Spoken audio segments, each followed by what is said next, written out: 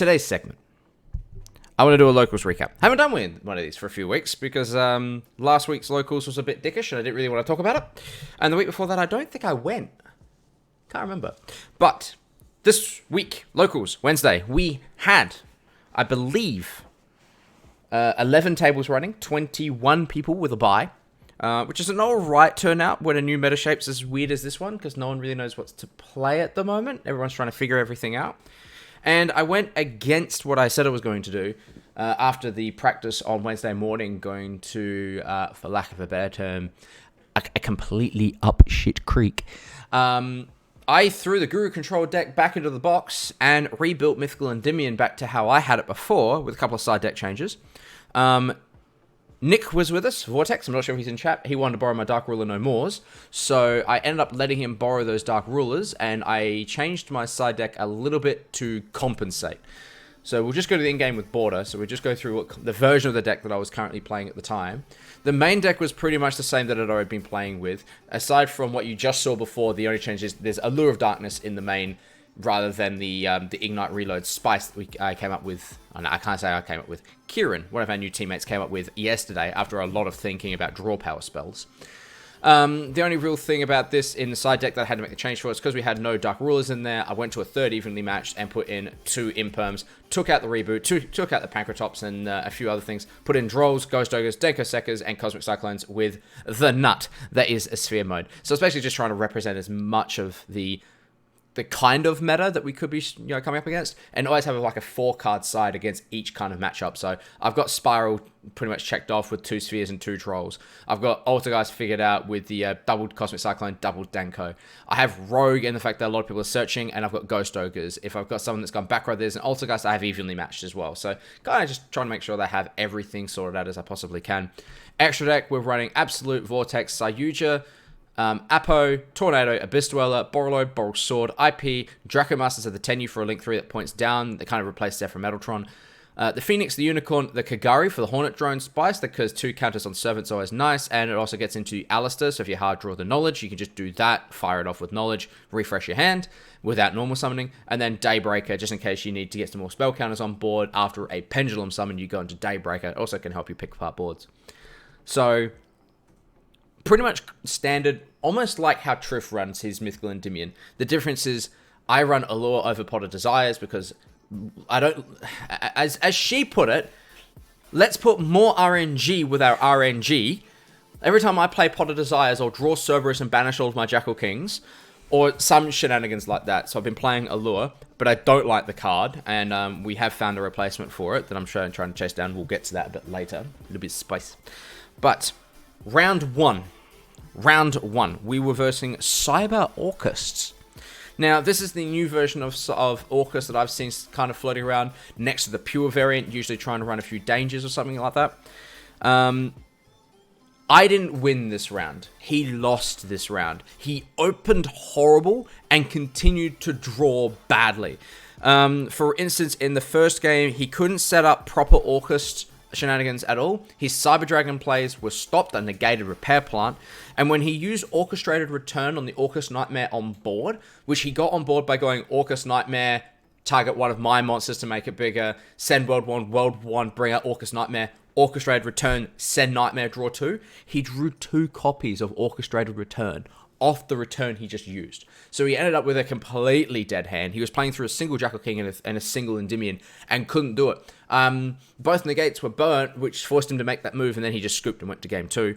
Game 2, he decided to go first, which I thought was a bit odd because it's Cyber Orcust, and I was right because all he did was set 1 pass in a back row, and it was crescendo as I proceeded to put 13,000 damage on the table and just go, meh, and knock him out of the door. So not much he could do there. He did ash me on my my institution. I had 2. I just played a second one next to it and searched anyway. So that went kind of bad for him. That did not work. Round 2. Lunar Lights. Lunar Lights in its purest form. Okay? With a little bit of spice because he hates Spiral. Makes sense. Game 1. I went first. He can't play through 5 negates. Game 2. I can't play through anti-spell. Game 3, we literally got to game 3 in about 12 minutes. It didn't take long. But in game 3, I sided in Dark Rulers. As a, maybe this would be an idea. Because in game 1, in game 2, but as he flipped the anti-spell on me, he had set up Cyframe Gear Lambda and Time Thief Redoer along with a Tornado Dragon. Now, I was sitting there going, Tornado Dragon's good. The Redoer is kind of meh. Lambda says he's got Gamma in hand. And then I read that Time Thief Redoer is a psychic monster.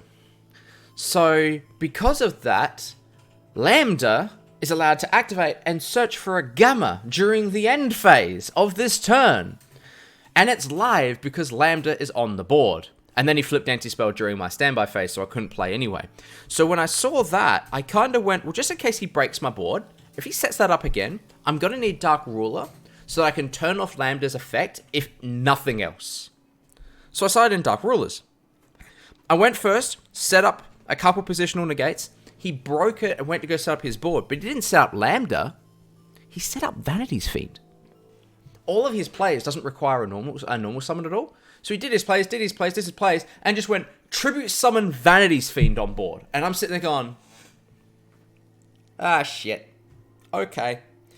I've got no monsters on board. I have Magister and Scale with 2 counters, Citadel with 2 counters. So if I draw into Mythical Endymion, I would be fine, but then he had Vanities. And I'm like, oh, okay, righto. So I draw, and it's a lure. I have a level 8 Dark Monster and Chronograph. So I'm like, okay. So I go lure. I need something to play. I'm dying at this point. So I go lure, draw 2. Dark Ruler no more. Mighty Master. Back to back. 6 counters on the board. Dark Ruler, negate the board. 8 counters on board. Mighty Master in the Scale. He scoops because he knows what's coming. Mighty Master was going to come out, pop 3 cards on the board. He had 3 cards on the board. And at that point, he also had no hand and nothing in grave to restart his turn. He was going to be relying on a top deck. And that was all he was going to rely on. I had a Jackal King in the extra deck ready to come out from the Magister, which because of all of those sequences, Magister still had 3 counters. So Mighty Master's blowing up the board, gaining 3. I'm then going Magister effect to bring out the Jackal King with a counter each. And because of the situation, Magister would also be able to trigger during his turn because now I've got 3 counters on board. So he was done. But yeah, just suddenly Vanity's Fiend made my head explode. But we still secured that. But yeah, Anti-Spell's a dick. I mean, Konami, can we please be allowed to set Pendulum Scales face down? Thank you. It's the only reason I don't like Anti-Spell. Otherwise, it's a fair card. But just not being able to set a Pendulum Scale face down, I think, is, I think it's stupid, personally. Round 3. Spiral. Spiral. With Magician's Soul backup. I lose the dice roll. Already a panic. My opponent goes first. He opens up Magician's Soul, but no rescues, and Resort in the same hand. All he had to play with was the Magician's Soul and the Resort. The rest of his hand was almost unplayable. Found out later on that he hard drew into one of his master plans, and he couldn't get it out of the hand. He couldn't set up much during his first turn. I actually think he buggered up the combo. He didn't shuffle back the Resort early enough with the Unicorn effect. And on his second search off the master plan that he got out from the deck using Magician's Soul effect and then managed to get his combo moving, he didn't search Assault for the drone that he had in hand. So he had to blind call double Helix and he got it wrong. So it was kind of a bit iffy. He ended up on something like 2-stack Apo, double Helix, Quick Fix brought out with its own effect so it's about to get hit. He only had 2 Spirals in grave and no way to get them in grave unless he wanted to get rid of double Helix. Sleeper in hand but no Last Resort. So Last Resort in hand but no Sleeper because he equipped the Last Resort to double Helix and passed the turn. Then Mighty Master reared its ugly head. Game 2. He went first.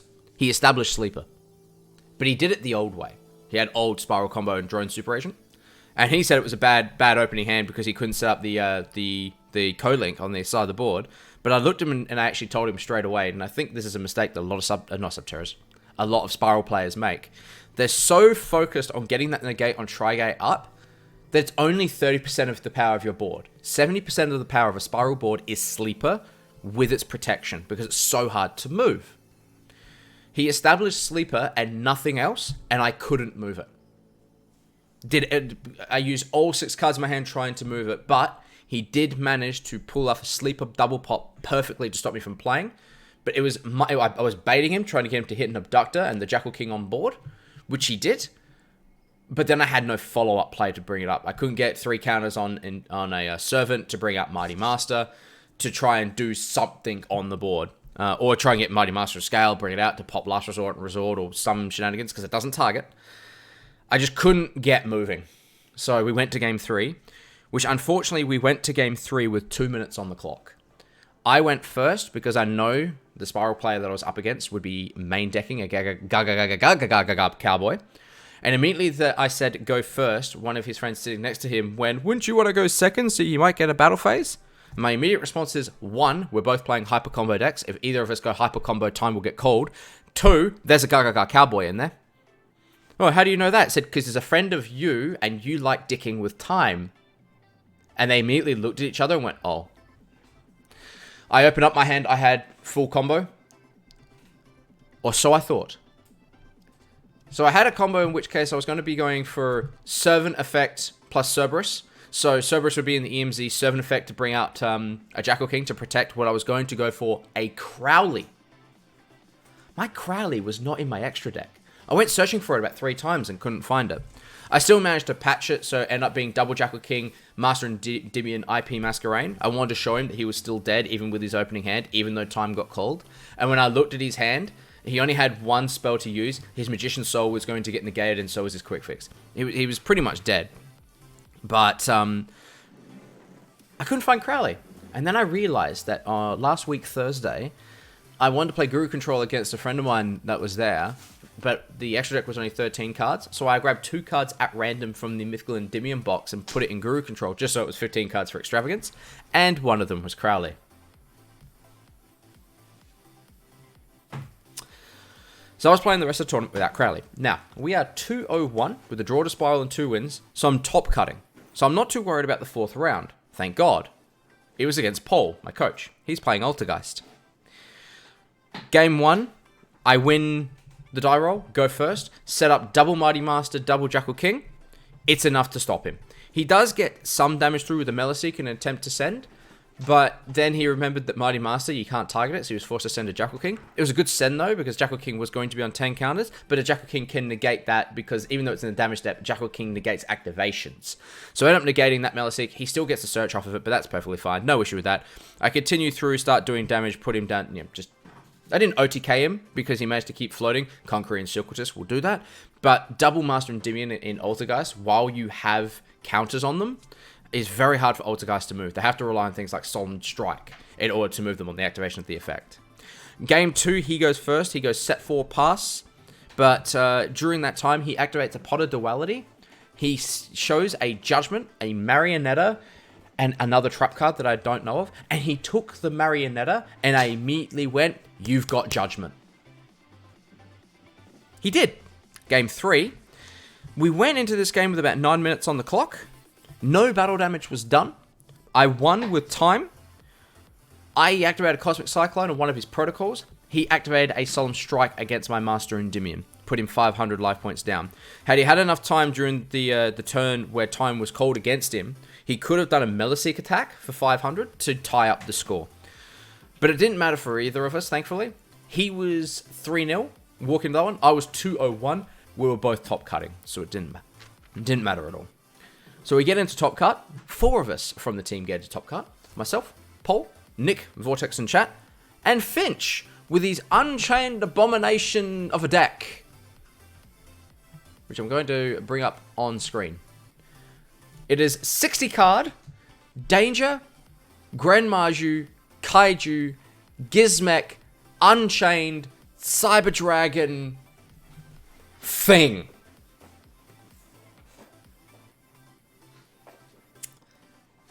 I'm not going to go through this deck too much. Basically, what he's doing here, he has the... Yeah, Here's the thing, it works. It works really well. He has about 9 different routes of play to pick apart boards.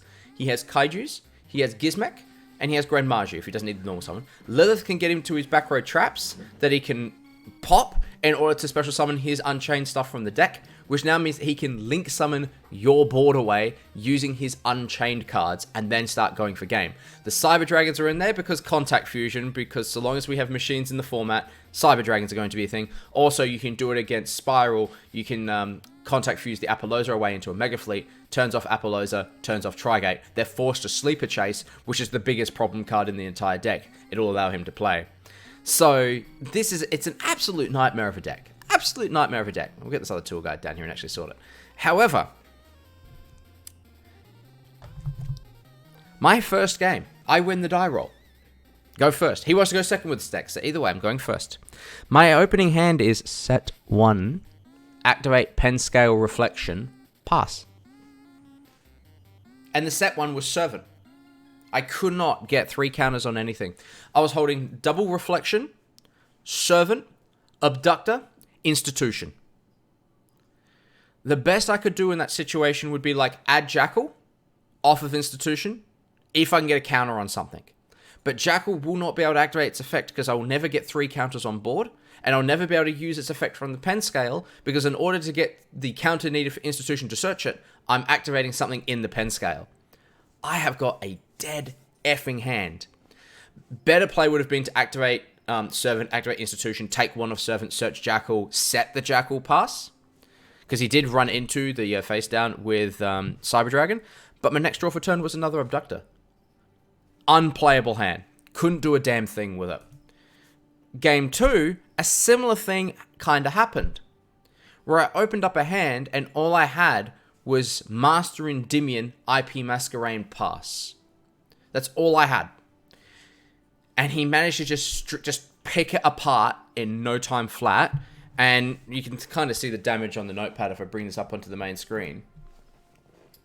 Did 800, did 2400, did another 1500, did another 1500, did another 1500, and at that point I couldn't win the game. It's not totally clear. The left is me, the right is Finch. Like, I just had nothing to play against him, unfortunately. And he looked at me and said, "Your best board, I can break." And we looked at his 5-card hand, and he was holding almost everything he would possibly need to remove cards off my board, even just through battle. He was holding like Pot of Desires, Grand Maju, Gizmek, Unchained MST, and then drew into a Kaiju. It was just like, bruh, you've got everything. Before we did that game, however, we agreed to split the rewards. We were going to call it, but unfortunately the person I was going to drive back home decided that he wanted to go play karaoke, so we ended up having our match anyway. And he thumped me there. The Good Games Championships are back up, so Finch ended up getting maximum points from that, and I end up just getting the top 8 points, which doesn't mind me all that much. Simply rocking up once a week in top 8 will get me enough points to play in the GG Store Championships, which allows me to play off for, and I'll see if I can find it on the Discord, something that Vortex put up. I'm not sure if I'll be able to rotate this screen at all. It's a bit sideways, but this rather sexy mat. Looks like Lux. I actually don't know who it's meant to be. I think it is actually Lux from League of Legends. I'm not entirely sure. But sexy, sexy mat. So I'm going to play for one of those. And also free entry to a YCS level event. So that's what the store championships are. We're now accumulating points for that. Top 8. Get to damage the Dragon Knight. Thank you. But pretty cool mat. It will put me in a running to win a mat like that. Vortex was there, got the same thing. I'm not sure if he actually won his top cut round. Paul got points for it as well. We all got points except for Kieran, who was running Megalists on that day, which is unfortunate, but that was fine. But as a result of that day, top 8 gives us 4 packs because we agreed to split. It was going to be 5 and 3, but we agreed to split it 4 and 4. Now, I don't think there's any secret rares in here because, as I said before, Finch decided that he was going to pull Ignista AI Land, and we pulled from the same box. But I will read out the commons. Unless they're interesting, I'll show it on, I won't show them on camera. But I will show the rares. Now, as everyone should know by now, this is the last pack set to have normal rares. After this, starting with Eternity Code, the normal rare slot is gone. we go down to 8 cards per pack. Sorry, we still go 9 cards per pack, but the 5th card will be the holo. So you'll end up with 8 commons and a holo. So just more reason to not want to pull packs anymore. AI Shadow, Resurgam Xyz, Megalith Haggath, AI's Ritual, Plunder Patrol Booty for the normal rare. Not sure if it's going to play, even up play properly there. There we go. And, oh, Red Beard, the Plunder Patrol Matey. I like how Patrol spelled double L. I wonder why they had to do that. Because we've really needed another deck that was basically for hire. Karakuri Bonds Metal 9763 Kunamazan. Weird name. Execution of the Contract. Do not run this. It's a bad card. And Oppressive Overloop. It's alright. It's not brilliant, but it's alright. They're trolls. I know they're trolls, but it's just Plunder Patrol? Pirates? For hire was pirates? They're also fairies? What? That was actually an ultra, though. The Plunder Patrol ultras are harder to get than the secret rares, if the case pull rates from EU and NA are to be believed. Oh, we've been waiting for this card for a while. Bellcat Fighter, Link 3 that points up, so we hate it. Time Thief Retrograde, more Time Thief support. Cupid Serve. Annihilator Archfiend. It's not bad. Don't know about the text, though. Let's see if I can line that up. Nah, I don't think the webcam can go that far. It's an alright card. It's not brilliant for the way. Witchcrafter Jenny, don't care. I hate Witchcrafters. Another one of these Karakuris in Shira Kunishi. Time Thief Chrono Quarter. Time Thief Startup. And 9 Lives Cat. 9 Lives Cat's actually alright, but why would you go into that for your rank 9 when you just go into, oh, I don't know, True King of all Calamities? Because it's quite literally just 2 monsters. 2 level 9 monsters. But it's like, your opponent cannot target other monsters you control that were special summoned from the graveyard with card effects. You can detach 1 material from this card, then target 1 level 9 monster in your graveyard or 1 monster in your opponent's graveyard, special summon it. The good thing about this card, more than anything else, because there is a little bit of hype for this, is because it can target a monster in your opponent's graveyard or a level 9 monster in your graveyard. You don't have to have a level 9 monster in your graveyard in order to activate this effect, as long as your opponent has a monster in theirs. But you can go ahead and special summon the level 9 you detach from this card. Because all you have to do is make sure that the activation is legal to begin with, and then you make your target. So it's actually a nice card. So if you get this in common, it's a common card, so you should get this if you pull any of this pack. Put it to the side, because if you end up with a great, like, a level 9 graveyard-centric strategy, especially the new Master Rule, this could come up. But other than that, it's alright. Pack number 3. Yeah. It's really weird. And the Adignistas are the reverse. Like, you pull all the ultras of those, but nothing else. I almost want to get a folder just for this card. Mutually Assured Destruction. What the heck? Both players must keep their hands revealed this turn. While their hands are revealed by this effect, if they both have a card with the same name in their hands, neither player can activate cards with that name or their effects. Good for the mirror, I guess? I don't know. Megalith Emergence, Daruma Dropper, another Bellcat Fighter. Hey, a good start. I actually do want to get these, just put in the folder, because I actually like this archetype for its artwork, because I'm a Dynasty Warriors fan. Ancient Warriors, Valiant Zhang Dai. I think it's meant to be Zhang Fei. It's not wanting to really come up proper. It's not wanting to do its thing. I think I might need to play with the webcam settings because it's still wanting to focus on me. Give me a second. Oh my god, it's a wild Lulu. Hey. Let me see if I can just manually change the focus in a sec. Because I can do that. It just requires me going to advanced settings. Whoop. Too far. Too far, too far. Blurry as heck. Let's go halfway. Nope, nope, nope, nope, nope. There we go. So I can manually do it. So there you go. Ancient Warriors Zhang Dai. It's basically Zhang Fei. It's one of the few level 7s in there. It's not too bad. Gains 300 attack for each monster your opponent controls during your turn only.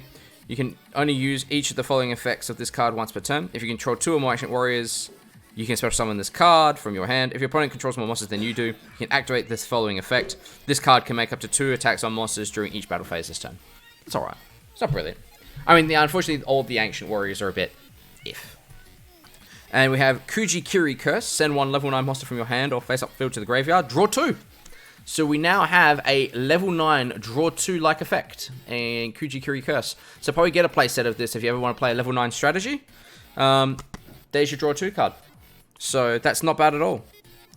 It is a hard once per turn activation. So be wary about that. And it does send as cost. So, but now we have a level 9 draw 2 effect. Hayari Adagnista, Guard Ghost, and another Obsessive Overloop. Actually not doing too bad on some of these like super and ultra rare pools. Not too bad. Not too bad. I'm not complaining considering that Finch pulled Ignista AI land. So I'm happy with that. Why are we printing more vanilla monsters in 2020? Why? Why? Why? Why is this a thing? Shiny Black Sea Squatter, Megalith Phaleg, Donyori Bo Adagnista. God damn, that's a weird name. Hey, we got the Charmer Earthlink too. I think it's Osa, the Earth Charmer, Indomitable. Not bad. So it's hater but for Earth, pretty good. And Megalith Ophiel. So we've got another one of the Megaliths. I'm not looking to get this deck. I don't think it's a very good ritual deck. I think it's more a meme than anything else. But, fair enough. Megalith Osh. Condolence Puppet. Megalith Portal. Armory Call. Actually not a bad card from this set. Actually not bad. I think Noble Knights will find use for this card. Add one equip spell from your deck to your hand. Then you can equip it to one appropriate monster you control. You don't actually need to do the second part, I believe. It's just you do the first, then do the second. Otherwise, it would be straight equipping. So, at its absolute worst, it will give you an equip spell. It replaces itself. At its best, your Sacred Artorigus gets a 4th equip. Not bad. They're not bad pulls, though. Because I do want to get a playset of Kujikiri Curse, because it's a level 9 draw 2. I do want the Ancient Warriors to put in a folder, because I reckon they look cool. And we pulled one of the short printed Plunder Patrols. The rest of it, I'm very meh about. But then again, I also said that Earth Charmer could be useful. Target one Earth in your opponent's graveyard, switch summon to this point. Yep, if this link summon card is destroyed by battle, or is destroyed by an opponent's card effect while its opponent's monster zone. Add one Earth monster with 1500 or less defense from your deck to your hand. Damn, it's not good Subterra support. The only viable cards off this is Fiendus and Warrior. Damn. Just the wrong attack value. The wrong defense value, sorry. But that's not bad. I'm quite happy with pulling these three, especially off my first set pulls. The one thing I always hate about the rares, the damn writing. Silver and gold is really hard to read. I actually would just rather if they printed the flippin' words with just the white letters and just did something with the holo in the background. But that's not bad. I'm quite happy with that.